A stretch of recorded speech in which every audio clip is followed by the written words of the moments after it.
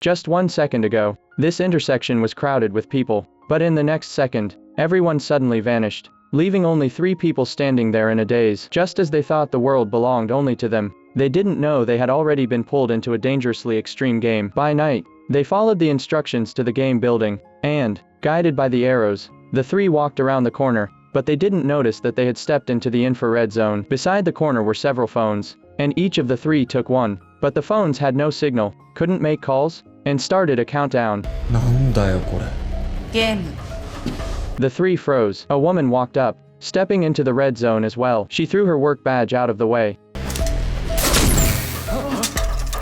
It turned out that this laser could only go in, not out. At this moment, another girl walked in, and she was also forced to join the game. The countdown on the phones began, and the rules of the game were announced. It was called Life and Death. After they entered the door, they saw 2 more doors, and within the time limit, choosing the correct life door would allow them to survive. Otherwise, they would face death. Anna went in first, and the others followed. The game began. The first door had a 2-minute time limit, and when they entered the room, there were 2 more doors on the left and right. Before they could figure out the situation, Nick took out his phone to record a video, but as he filmed, smoke began to rise from the floor, and they were terrified, so they rushed directly toward the life door.